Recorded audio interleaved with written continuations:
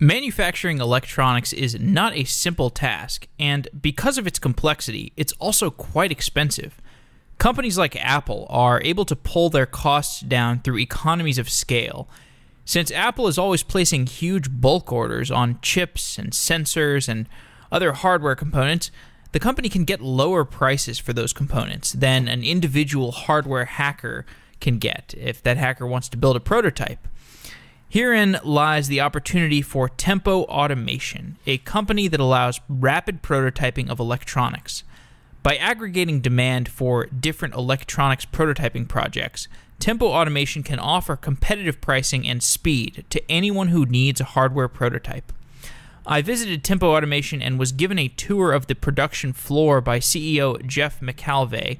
He showed me the huge machines that are used to build hardware prototypes and explained how they work in serial to produce prototypes.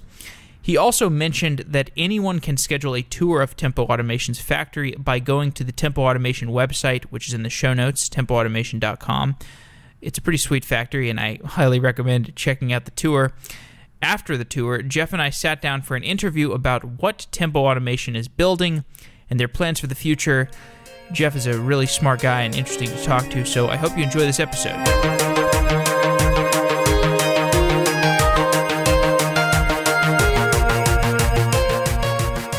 As applications become more distributed and sophisticated, managing and maintaining them becomes more challenging. Running one of the world's largest PaaS platforms, Heroku understands the value of operations and the opportunity cost of developer time.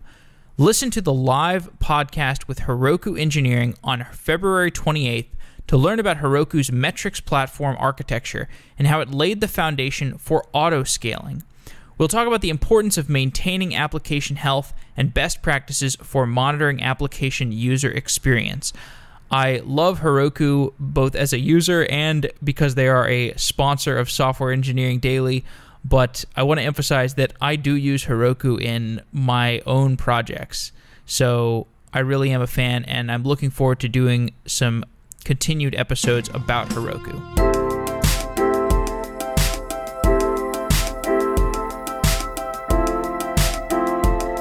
Jeff McAlvay is the CEO of Tempo Automation. Jeff, welcome to Software Engineering Daily. Thanks for having me, Jeff. We are sitting in a conference room adjacent to a assembly line that is right next door, and you gave me a brief tour of it right before we started. It's essentially an electronics manufacturing assembly line for prototyping and small volume manufacturing. And today we're going to talk about the hardware production world and where we are. If I'm an engineer, I'm really looking forward to a world where I can just create a piece of hardware as easily as I can create a piece of software. Maybe I've got a computer-aided design and I want to be able to just email that to somebody and have them produce a prototype for me. So if I'm a maker today and I have an idea for a hardware product, how do I take that design and make it a reality, and how far are we from that push button, just take a design and turn it into a hardware product? Yeah, it's a great question. I think one of the challenges that a lot of folks face today is just how difficult that can oftentimes be. And so I think a couple of things that tend to bite folks along the way is when they have design ready, it's not always fully manifest all the manufacturing implications of the design decisions they made.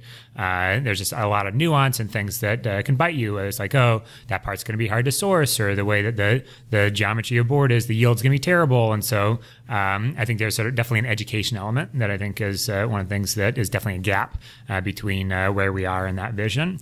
I think there's a second degree to which a lot of the factories out there are really built around high volume production, making 1 million iPhones, things along those lines. And an implication of that is they very much do not enjoy doing low volumes of circuit boards, insofar as you have to sort of force these low volume orders through a process that's really not built for them. And so they're inclined to really activate their bureaucracies and efforts that are appropriate and sort of a well-oiled machine for the high volume process, but really struggle and fall down for these low volume type of propositions. As far as I can tell, the premise of Tempo Automation is if you can aggregate those small prototype orders, those low volume manufacturing requests, you yourself can get economies of scale that will be potentially up to the volume of those large manufacturers.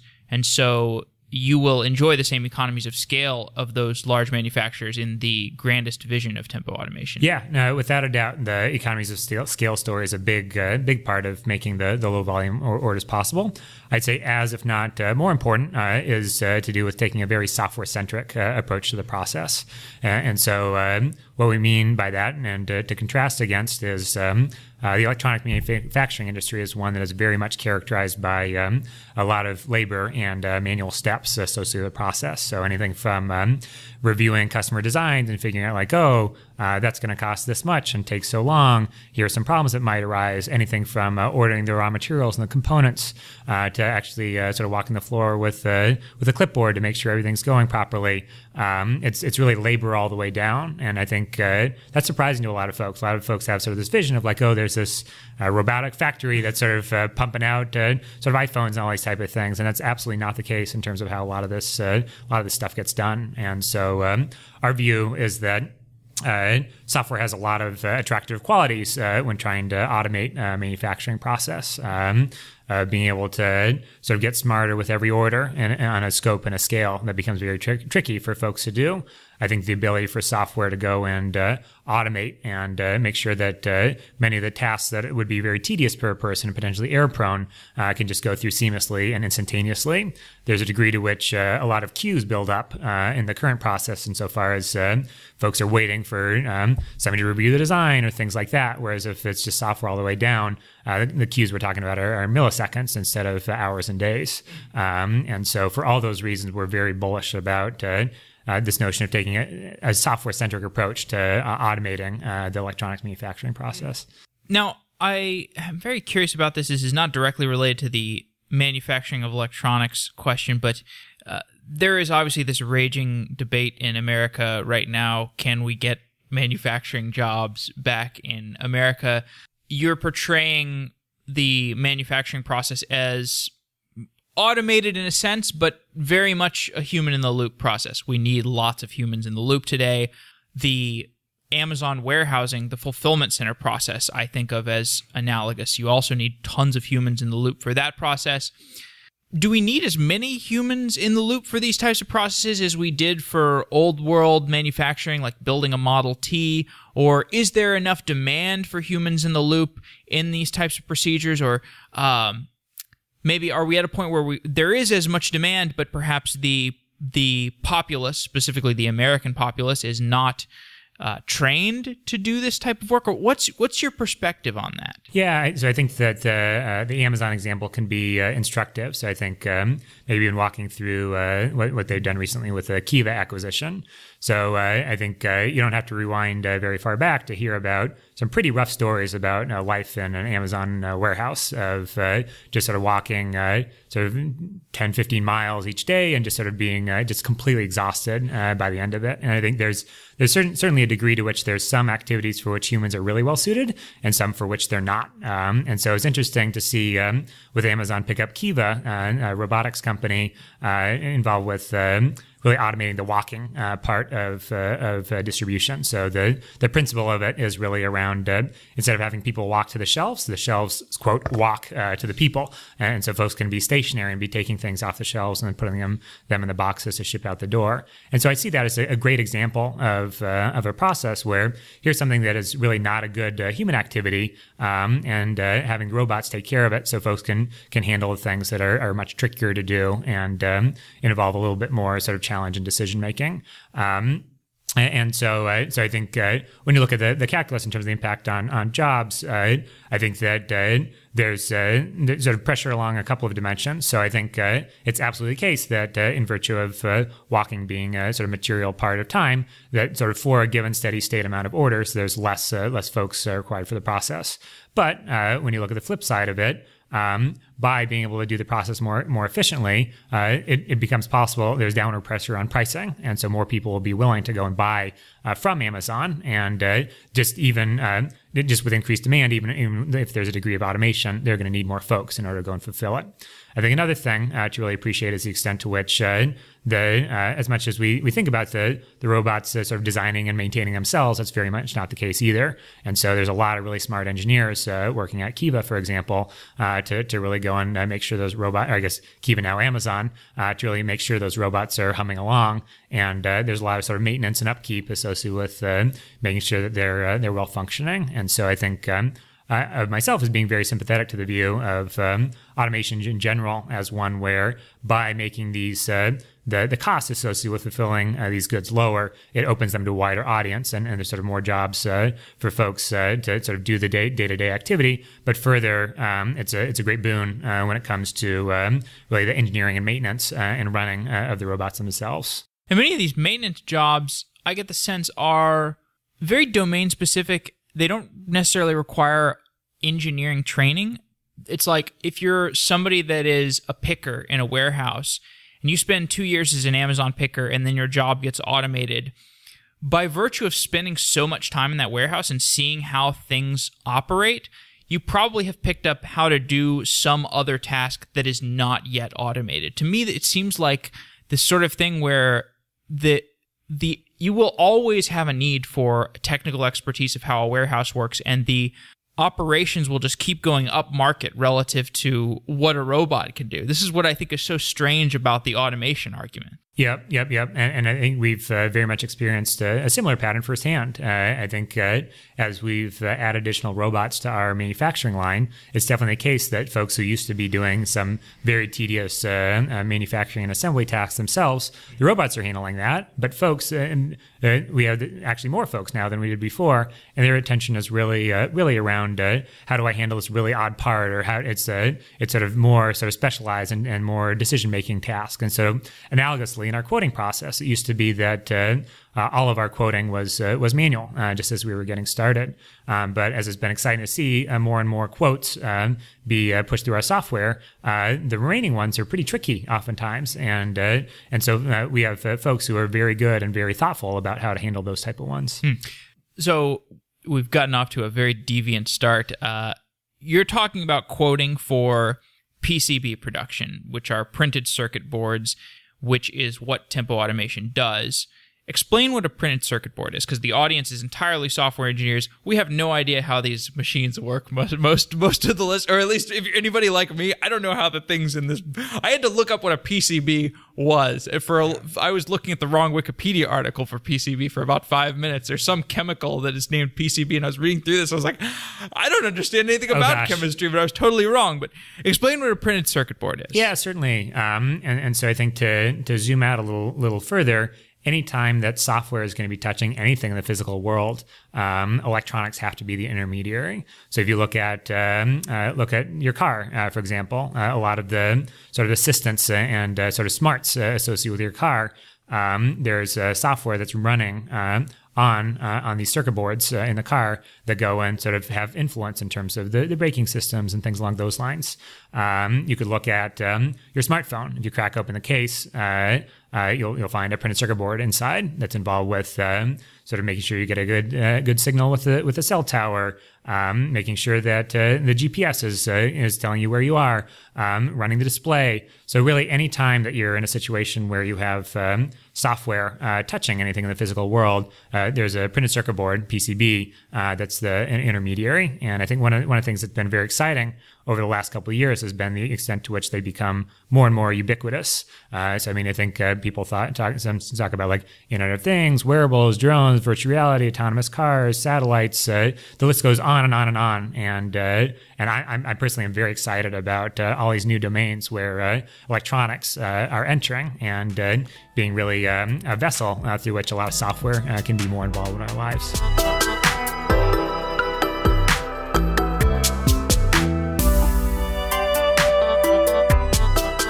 When you are continuously deploying software, you need to know how your code changes affect user traffic around the world. A Pika system helps companies with their end-user experience, focusing on availability and performance. Test, monitor, and optimize your applications with Apica system. With Apica Zebra Tester, Apica Load Test, and Apica Synthetic, you can ensure that your apps and APIs work for all your users at any time around the world. Apica Zebra Tester provides local load testing for individuals, small teams, and enterprise DevOps teams to get started quickly and scale load testing as your needs evolve. Apica Load Test ensures that your app can serve traffic even under high load. Apica Synthetic sends traffic to your website and your API endpoints from more than 80 different countries, ensuring wide coverage.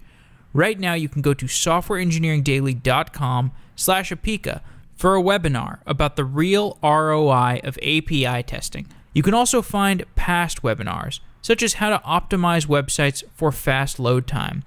Go to softwareengineeringdaily.com/Apica to find the latest webinars on load testing and lots of other topics, and check out Apica System for testing, monitoring, and optimization. Thanks again to Apica for being a sponsor of Software Engineering Daily.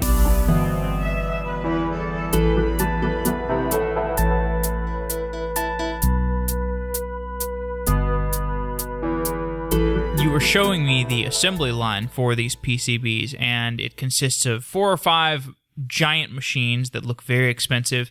It's basically you put in a raw printed circuit board. You've got one machine that puts on the what is the glue type of? It's called solder paste. Solder paste. Puts on solder paste. The next machine attaches transistors using some kind of vacuum to the solder paste. Is that right? So transistors are one example of the components that are put down. Okay. There's actually millions of different components in virtue of which the printed circuit boards can have their different functionality.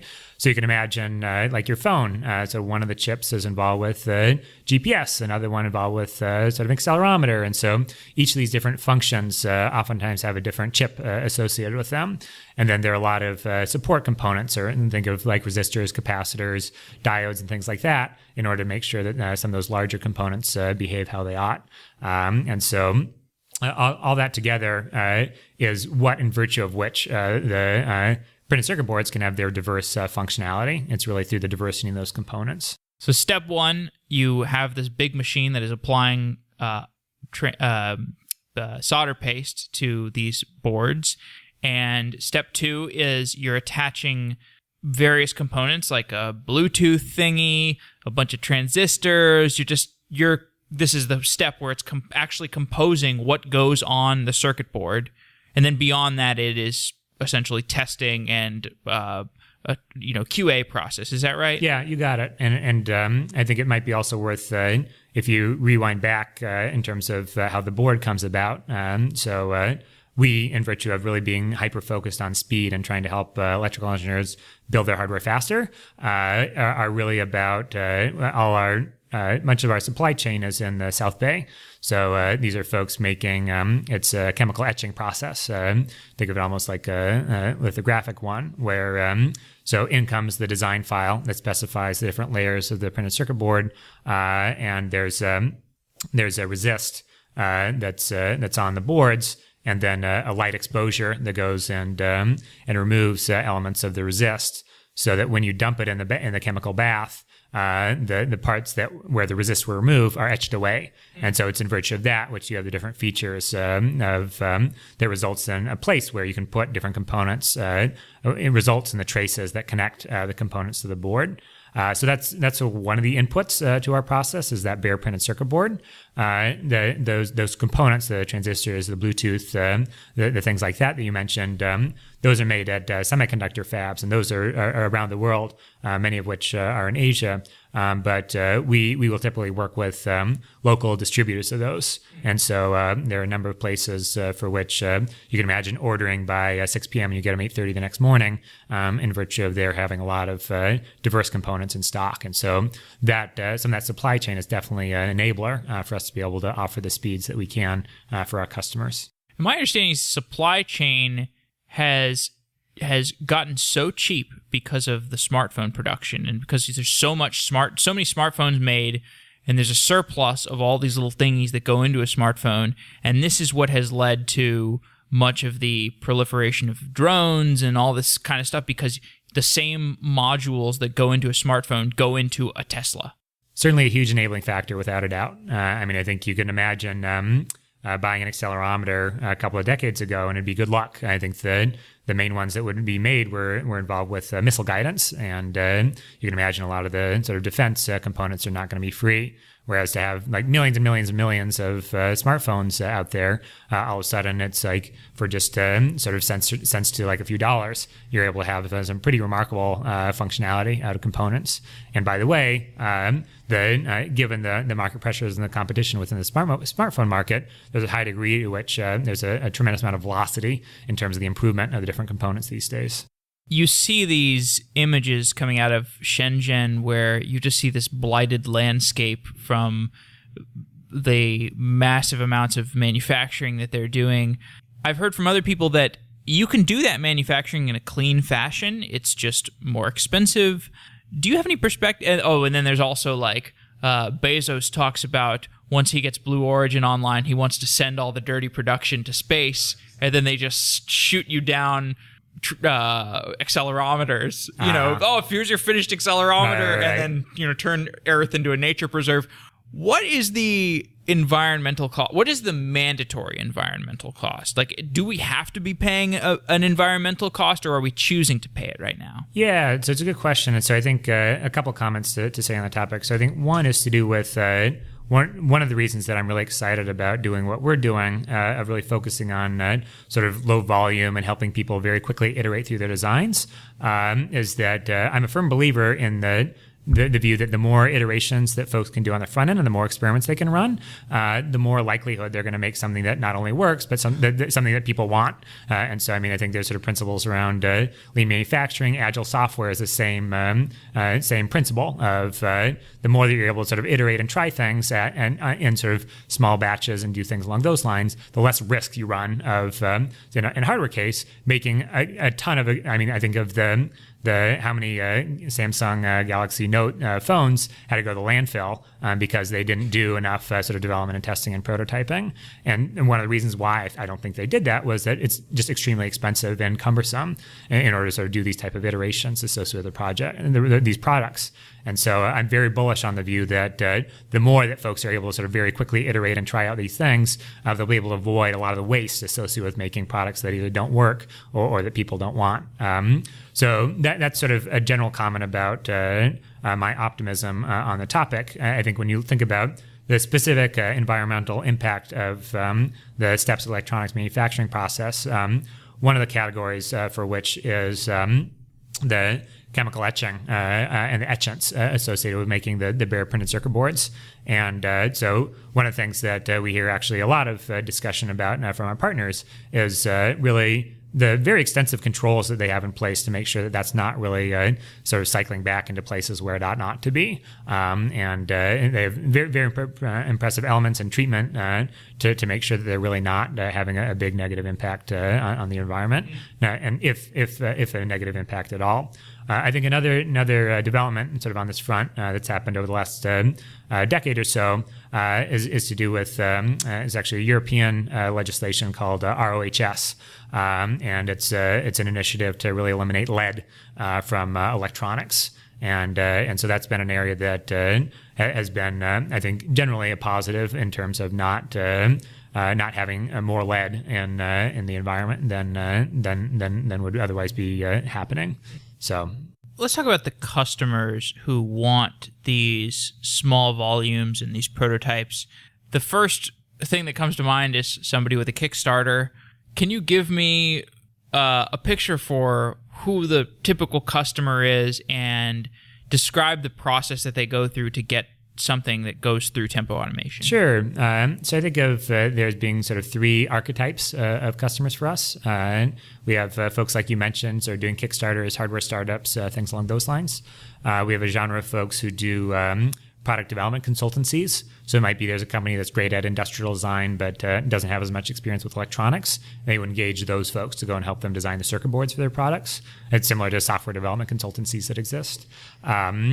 And then a third genre is to do with R&D groups at large companies developing new products. And when we think about So that's sort of three genres of folks. When you think about the industries that folks work in, we do a lot of business with aerospace, automotive, robotics, Internet of Things, but there's also a notable long tail of just a huge range of different products that we work on folks with as well. It seems like the second part of your question was around what the end-to-end workflow is for somebody designing and prototyping one of these products. And so I think if you really sort of start at the start, it really begins with a specification. And so at the company, there's a conversation with their customers to go and figure out like, hey, boy, we want to make, so just to say a thermostat as an example, it's like, oh, it needs to measure temperature in this range. Maybe you need Wi-Fi and Bluetooth, things along those lines. In that, so you have sort of a list of specifications in terms of what it needs to do. The next step of the process is around component selection to be able to say like, hey, I want to use this Wi-Fi module or this particular microcontroller or this or that in order to go and achieve the functionality that's desired. Then sort of at that point, you're really sort of starting to enter the computer-aided design CAD world. And so in electronics design, there's two main phases of that. And the first they call schematic. And so what that is about it's more sort of a conceptual representation of the board. And so it's, hey, I'm going to have these components. I'm going to have these connections between the different components. But it's really abstract from the physical implementation of those connections. So it's components and connections of components is what you're specifying in the schematic step of the process. After that is what they call layout. And that's a physical instantiation of that schematic to say like, hey, I want this resistor at X50, Y75, and I want a connection between that to go from X50 to X100, and then go through these layers of the board, then connect to this component on the other side that's here. And so it's very much you have a board that's like 5 inches by 4 inches, and components located here, and here, with traces here, and here. And so it's very much more to do with the physical realization of the design that's specified. So that's really where our process begins. And so customer drags and drops the design files that they have into our software. And the first mode of activity is getting some coaching back around how to design in a way that's going to set up the manufacturing process for success. So I think one of the examples of that is around design for sourcing. So I think it's really sad to see a situation where folks sort of spend all this time designing, then all of a sudden they can't. There's no way to find the component, and things get delayed, and it just becomes very tricky. And so we have software that integrates with our distributors to go and say like, hey, this is going to be available. This is going to be hard to find. Things along those lines, and then we can make very transparent to our customers the implications of those design decisions on the ability for them to source those various different components. So there's a sort of a round of the design for manufacturing feedback that our customers get, followed up with in the software a quote that says, here's how long it's going to take and here's how much it's going to cost. And in order to get that quote, there's a lot of computational geometry that's going on. So software that's extracting features to go and say like, oh, here's how many layers the board is. Here's some exotic feature that's going to have a big impact on the lead yields, and so it's going to be more expensive. Or hey, the underlying process in order to achieve this is going to take a long time. So add lead time or things along those lines. And so that's a big part of our software stack as well. And then a customer likes the price and delivery they see, and so for us, most of the lion's share of the designs that we do from the time that customer says go to the time that they have the assembled board in hand is 3 days, contrasted against a couple weeks, which is pretty typical in this industry. But in terms of kicking off the manufacturing process, you can imagine automatic ordering of raw materials for the process and receiving them as well, running through the robotic factory, and then just being sent right off to the customers by either courier or places like UPS or FedEx. And so I think for me, in addition to being in a place where we get to work with these companies working on just amazing range of different things and a new thing each day, I think one of my favorite things about what we do is to play even a small part in trying to build this great process. I think that as there's orchestration, I think there's almost an aesthetic element to like a well-running process that I quite enjoy.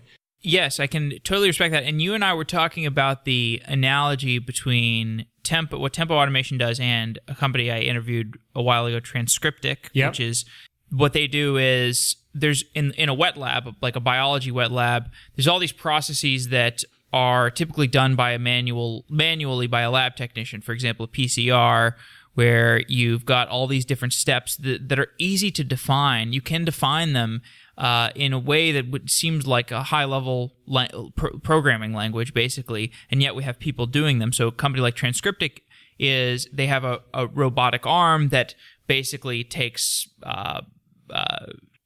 DNA samples and puts it through a PCR machine, and then maybe puts it through some other machine, and does all these different things.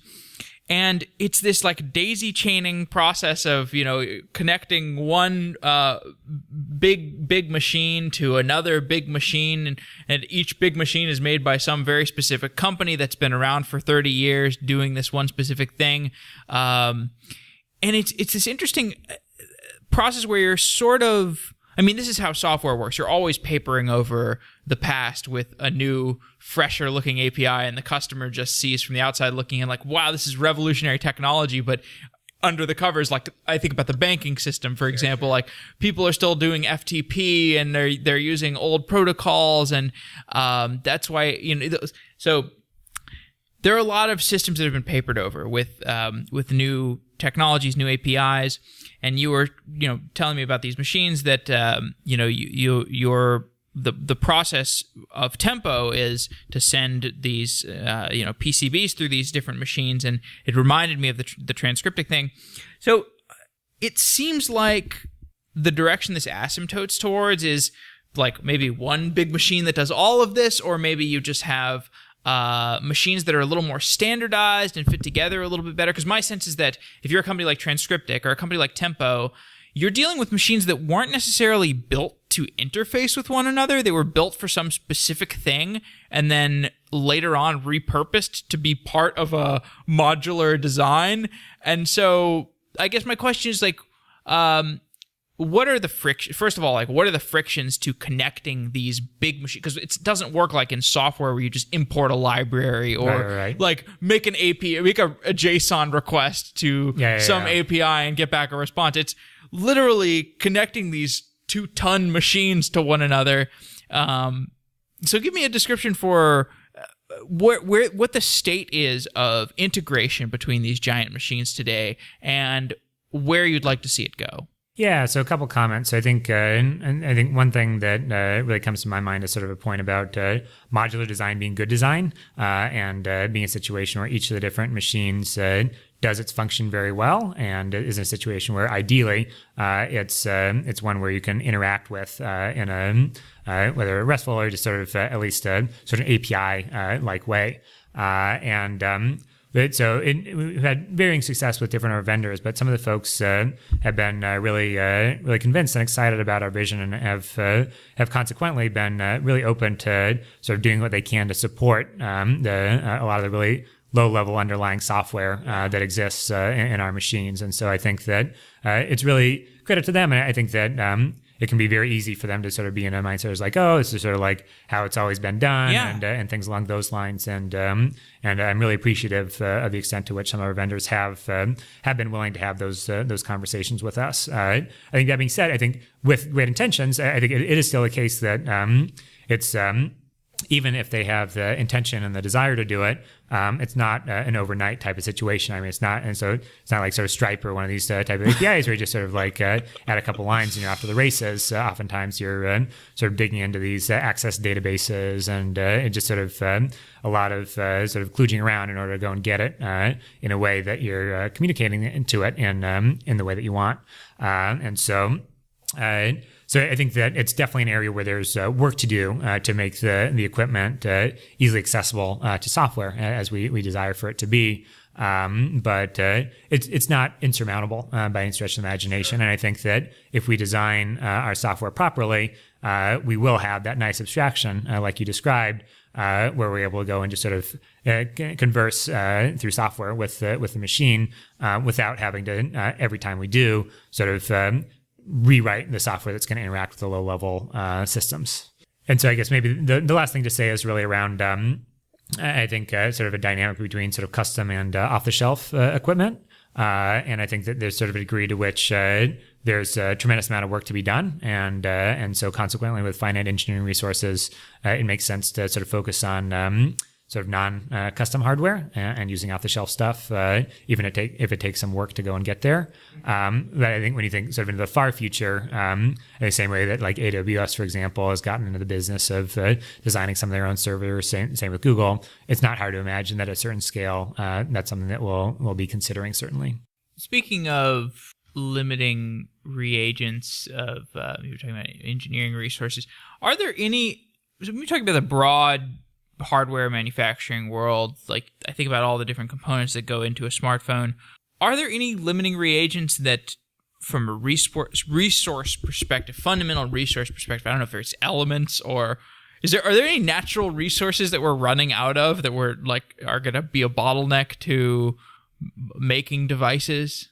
Yeah, it's a great question, and one that candidly I haven't thought a huge amount about. I guess I've read a couple articles about sort of the rare earth magnets and sort of those type of ones as being tricky and sort of getting harder to find.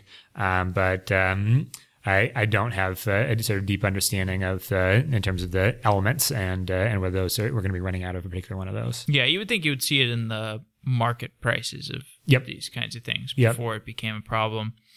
So how long do you think it is until a software engineer can just submit like a full CAD design and get a piece of hardware in 2 days, like Amazon Prime level of speed? Or I guess you could also just tell me the speed that it takes you these days. How long does it take? Yeah, and so our commitment to our customers is 3 days. Wow. But that being said, there have definitely been occasions where 3 days from the finished quote, from the negotiated quote to arriving at your doorstep. That's right. And so that being said, there have been some cases where we've delivered in 2. And so when in virtue of the fact that speed is something that we're very optimized around and trying to help folks really build their designs as quickly as possible and prototype as quickly as possible, that's an area that we continue to invest heavily in. And our vendors on the bare board side have been very gracious to us in terms of working together to go and try to play a role in that, because they're definitely a big part of that as well. But absolutely the lens through which we look at our process is trying to understand how long each step of it takes and come up with ideas, whether through software, through robots, through just process for us to go and drive that time down. This is a software engineering podcast. We have only talked about software in the abstract so far. Give me a picture for how the software engineering organization works, what kinds of software projects you're focused on right now, and just generally how you think about software in such a hardware-heavy company. Yeah, certainly. So when we think abstractly in terms of what we're about as a company, I think of two big pillars of that. So one big one is around speed, and the other one is around seamlessness. And sort of a lot of the other activities that we think about in terms of high quality, on-time delivery, things along those lines, resolve into those. So like if you're in a situation where you want something fast, but there's a quality issue, then you sort of lost time debugging and then fixing it.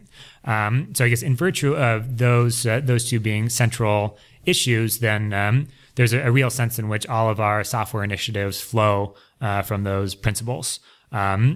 So being able to look at, so you take quoting, for example, as a process that is in industry certainly jeopardizes speed. There's companies for whom just even getting a quote back can take days, if not even a week, just to know how long it's going to take and how much it's going to cost, which is, in my mind, completely antithetical to a notion of being able to like quickly try out your ideas and prototype the same way software engineers can.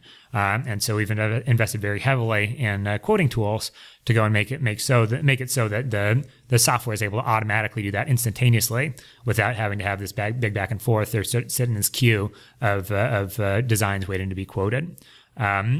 We have other instances of software that's really focused on speed. You could think about in many ways the design for sourcing, the design for manufacturing software more generally is around that, in virtue of the fact that if you can't find the component it's going to take longer because you're going to have to wait for it to get back in stock. You're going to get paused on what you're trying to do there. And so in many ways, the design for manufacturing feedback that we give to our customers is really around how do we go and make it so that they're thinking about the right thing so they can get their board as quickly as possible. Another big notion that we care quite a lot about is that notion of seamlessness. And so you were talking about Bezos before. One of my favorite lines of his is a comment around every time that somebody calls or emails, it's a failure of their website. Communication is a failure. So to be clear, communication is a success. It's communication in the context of software is the context that is more desirable when possible.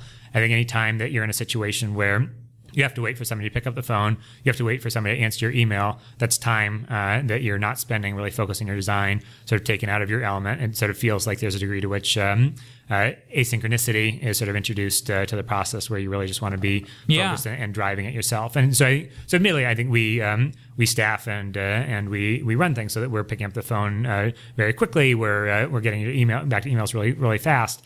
But at the end of the day, many folks, myself included, and I think many engineers in particular, are sort of very interested in being able to sort of interact with software tools, and less than wanting to sort of pick up the phone and talk to somebody about something.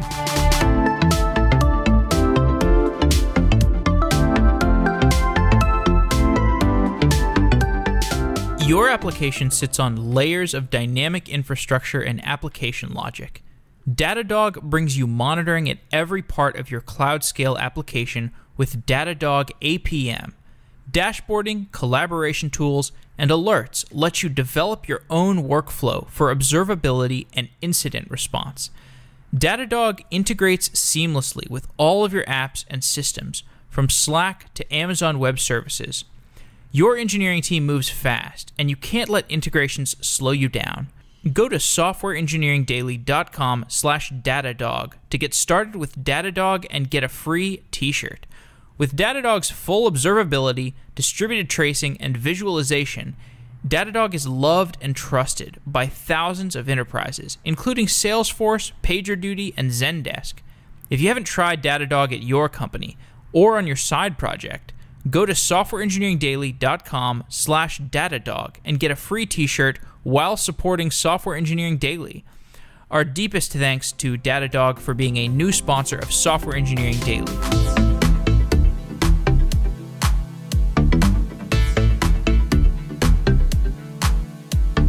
There's the Bezos story where there were customer service problems, and to prove the point, he begins a meeting. He sits down in the meeting, calls Amazon customer service on the conference call, and literally just sits there in silence while he waits for a customer. He's on hold for like 10 minutes or 5 minutes, and it's just like everybody's sitting in silence. And as soon as the customer service person like finally says, "Hello, welcome to Amazon," and Bezos is just furious. He's just like, "I was just testing the system," like hangs up instantly and begins a meeting about how to speed up the customer service. But the other thing, I mean, he also says communication internally is a failure. Like he will say, within Amazon, if you have to do a lot of communication between teams, a lot of verbal communication, that's a failure. You are not exposing the different components of your team well. When I look out at the factory floor, you've got everybody working fairly close to one another, which seems great for early on. It's like reminds me of like you start off with a monolithic software project and eventually you break it out into microservices or smaller teams or whatever. Do you already have teams organized, or are you still kind of in the phase where everybody just kind of works in a conglomeration, and have you started to think about the silos that you're going to break people up? Well, I shouldn't say that. Or just the teams that you're going to break people up into?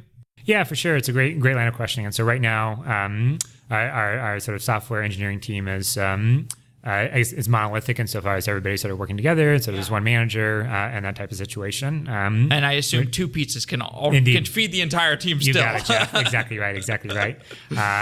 But I think, as I was alluding to before, there's a tremendous amount of software for us to still write. I think it's been exciting to bring a great degree of automation and software to this process. But there's so much more work yet to do, and so there's work to do around how to sort of coordinate the activity of the robots on the factory floor. There's software to do with making sure the supply chain is humming along and that we're getting the right components from our vendors consistently. There's software to do with quoting additional designs from our customers and extracting further features from the designs. There's software to do with further understanding and coaching customers on potential pitfalls that can arise with their designs. I think there's just quite a lot of work to do, and I think very naturally, as our efforts continue, there'll just be additional teams that spawn and sort of focus on those different topics.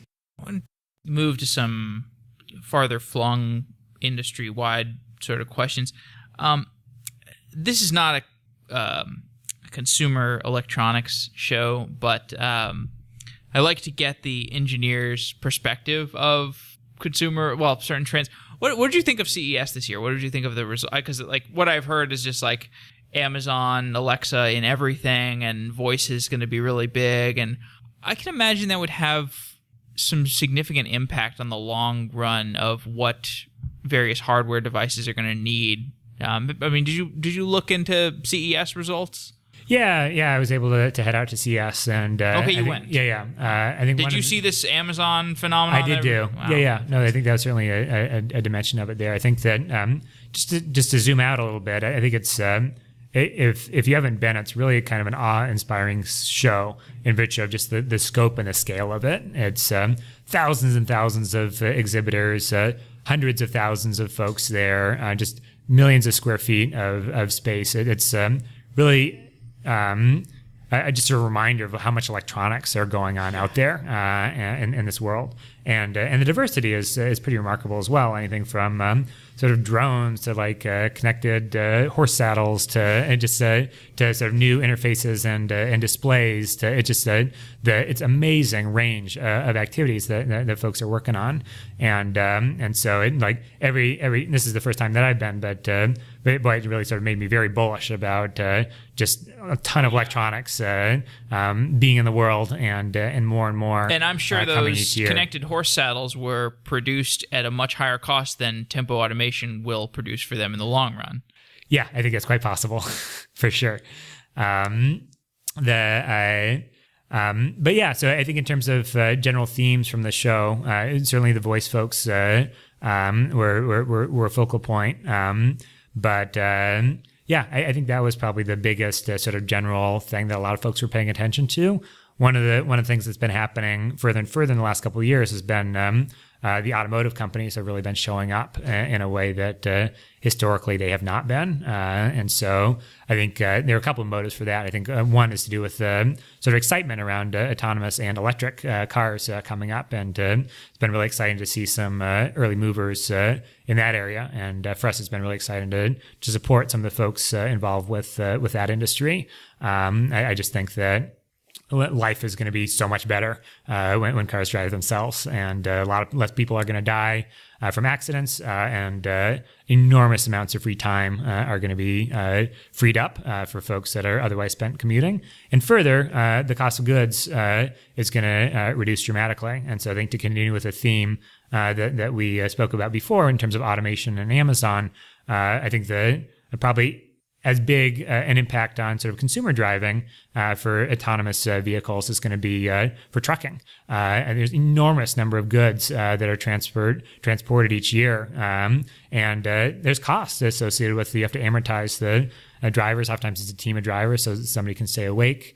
Just sort of the density and the costs associated with what you're able to how many trucks are able to be on the road and things like that. A lot of things are going to change over the next decade or so on that, and so that's something I'm very excited about. And it's interesting to see the efforts of some of the incumbent companies and just sort of see what's going to happen there. That race is so interesting because it's one of these things where you're like, okay, this is going to take 10 or 15 years. And these companies are like putting their down really big bets on this 10 or 15 year time horizon of how do we get to autonomy? What is our role in autonomy going to be? Yep. It is fascinating to see these giant investments. Speaking of that, do you know anything about the Tesla Gigafactory? Like the procedures that they use? Because that to me seems like the nexus of like American manufacturing at this, the most futuristic nexus of American manufacturing. Yeah, so I think sort of a quick comment to say, I think one of the things that's really striking to me about it is that I think it's a very good insight that it's battery technologies is really the constraint for a lot of the stuff that people are very excited about to have happen. I mean, I think that when you just compare the energy density of gas to batteries, it's just no contest. I mean, it's like, I think it's order of magnitude or so in terms of joules per cubic centimeter, like whatever unit of measure you choose. And so I think there's a first and sort of just a general point to say that battery technology is going to be, and not to mention, I guess, the economics of it, for which I think probably more than the chemistry and the energy density, the Gigafactory will have an impact on.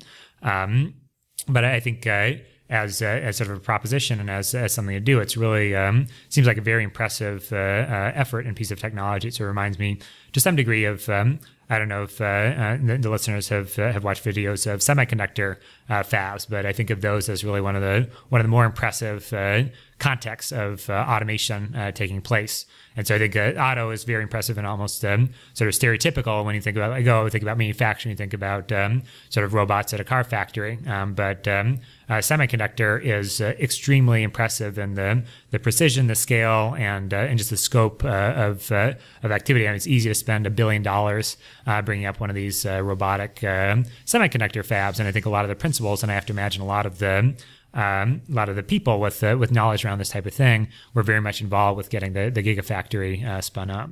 When you said the proportion of when you're comparing the energy density of gas to batteries, do you know what the proportion is? I'd have to look it up.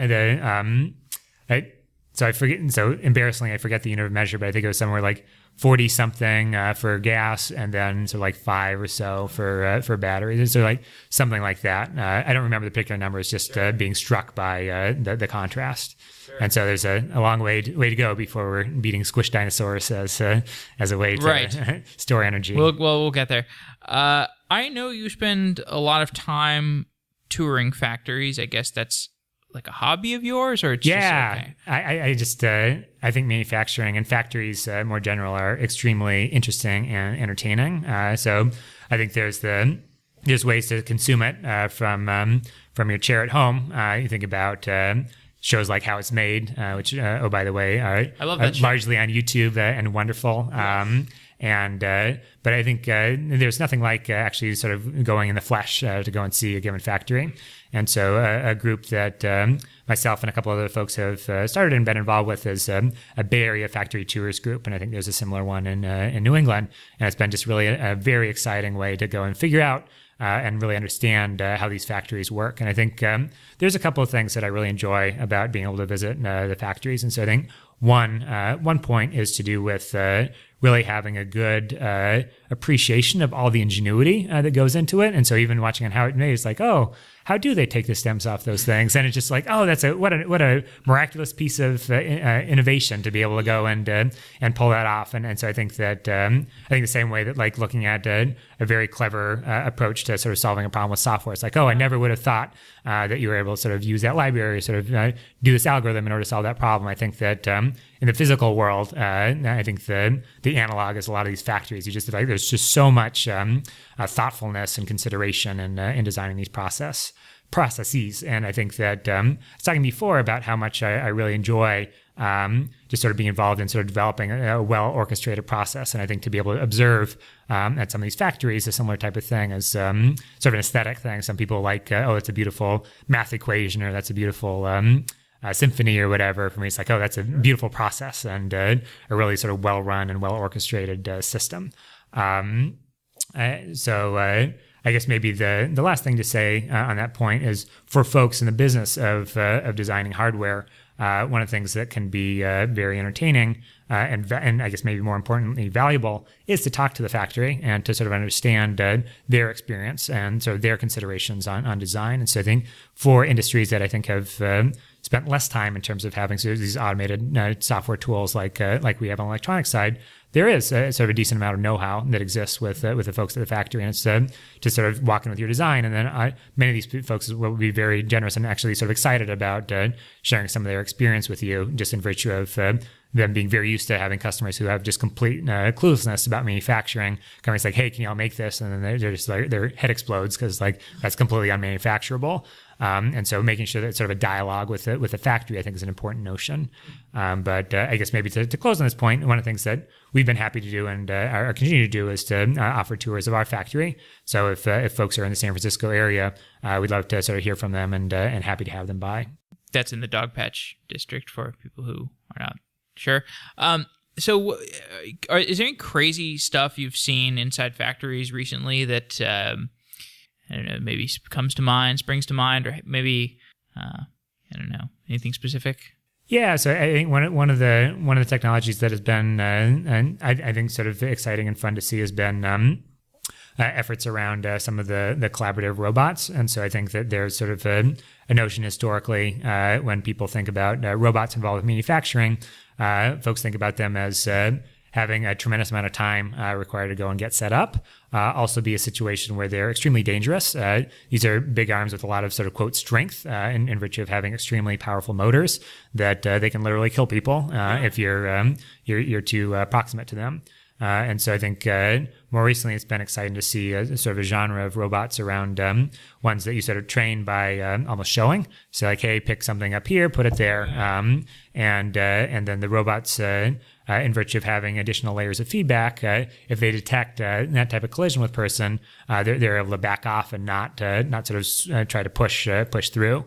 So I think that maybe even the more general theme is it's been exciting to see more and more feedback be involved with robots. And so it's not the newest trend, but I think to see more computer vision and sort of more sort of sensors and things along those lines involved with these robotic systems and involved in such a way that they're able to handle a very flexible situation instead of being required to have a very constrained situation and do the exact same task without any variation. So I think just the rise of flexibility that comes through feedback to robots has been certainly a very exciting trend for me to observe. Google was, I think, recently trying to sell off Boston Dynamics, which is that robotics company that they bought a while ago. Did that surprise you when they decided they were like, we're going to try to sell this? So if I understand the context properly, I think recently at Google there's been more of a focus on in terms of their sort of, quote, other bets or sort of moonshot type of things. Profitability. Indeed. So I think some of the leadership in their finance organization have been very aggressive with these companies in terms of making sure that they have things happen in certain time scales. And so I'm a huge fan of Boston Dynamics. I mean, I think it's just the robots that they've made, I think, are absolutely miraculous. And I think when sort of having done some robotics project myself, I'm just really in awe at sort of like they're really hard to be able to go and get the robots that they've done working in the way that they are. And so I think I'm optimistic about them being able to find some really good applications that they're going to be sort of great, not only as a way to sort of make a given process or a situation better for folks, but also sort of build a great company around it. So I'm very bullish on Boston Dynamics, and I understand Google's sentiments around sort of wanting to sort of try to sort of figure out how their financials are going to look the best. But I think it'd be sort of a shame if Boston Dynamics were a casualty of that process. As we're winding down the interview, I noticed you studied philosophy. I studied philosophy for a while, so I have some even further flung questions to ask you. Do you sense a growing divide between people who understand technology and benefit from it and those who do not, and perhaps do not benefit from technology? They maybe have an allergy to technology.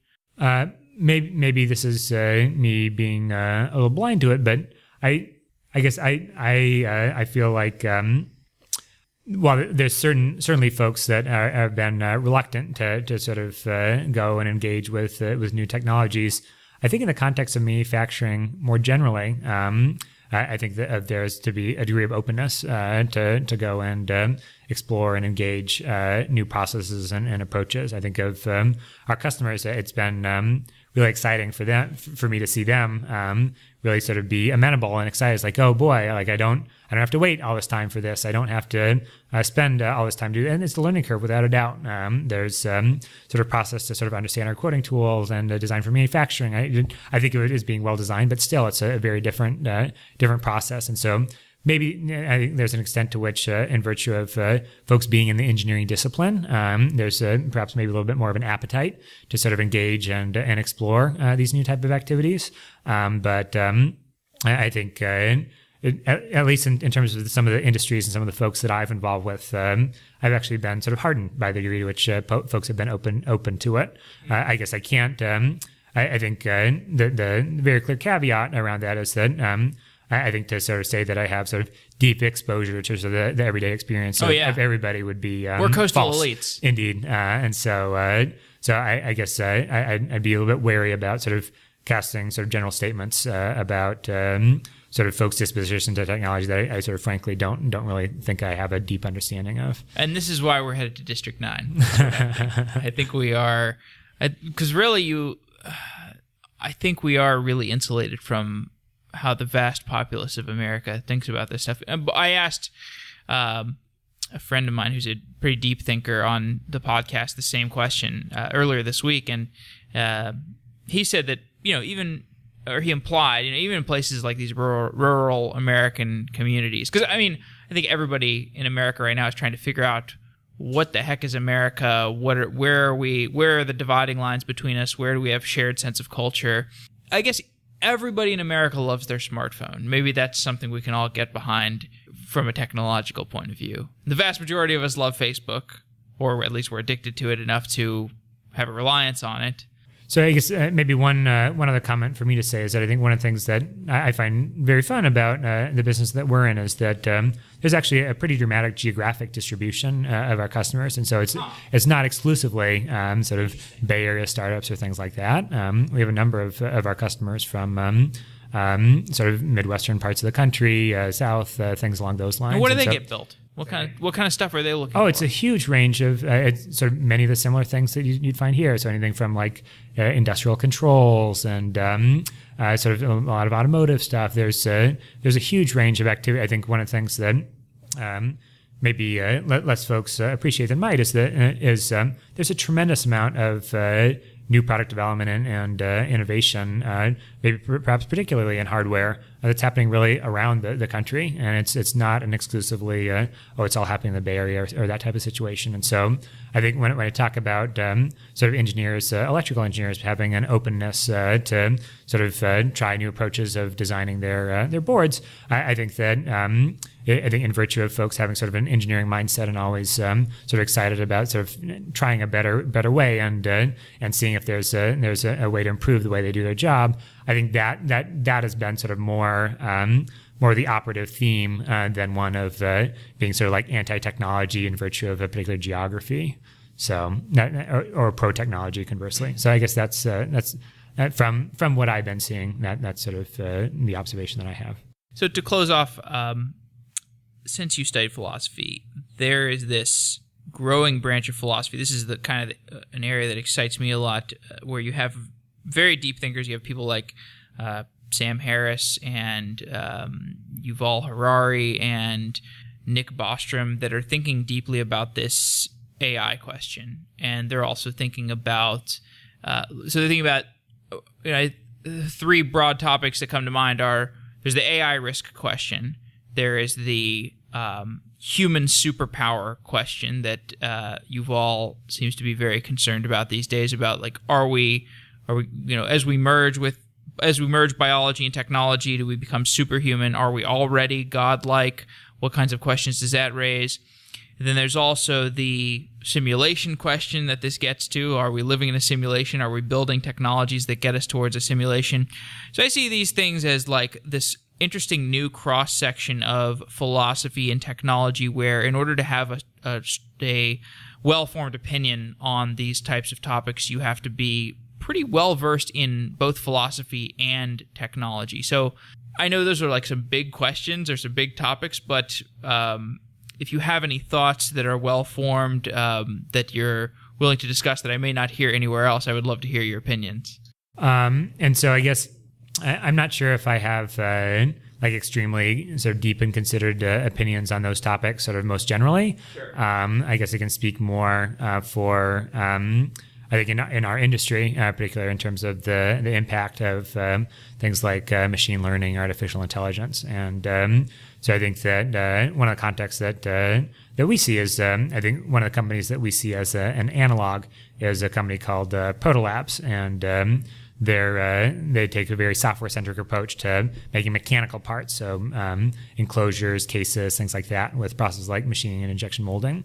And so it's interesting to see the degree to which their process is very much one that gets smarter with every order, and their software is in a situation where it's like, oh, well, because sort of Benny's medical device company had this problem 5 years ago because their design had features X, Y, and Z. I see your design also has features X, Y, and Z. You might have a similar problem. It becomes very difficult for an individual to be able to go and have that recollection. I mean, it's possible, but just the experiential base of seeing hundreds, maybe 1,000 designs over the course of the career of a machinist is just something different in kind from the software seeing millions of different parts go through the process. And if it's written and designed in a proper way, the extent to which it can sort of quote learn from that is really tremendous. And so we're very excited about seeing something analogous going on the electronic side as our software continues to mature, and as our software has a wider sort of quote experiential base of experience, the extent to which our software understands the electronics manufacturing process better than any single person in the world, and it's sort of interesting dynamic that just doesn't really feel like it could have existed a couple of decades ago. And so I guess maybe that's less of sort of some deep comments around those sort of very challenging and difficult questions, but more around sort of one of the ways in which we see certainly artificial intelligence and machine learning having sort of quite a material impact on the manufacturing industry. Well, Jeff McAlvay, thanks for coming on Software Engineering Daily. It's been great talking to you. Very wide-ranging, interesting conversation. Huge thanks for having me, Jeff. Thanks so much.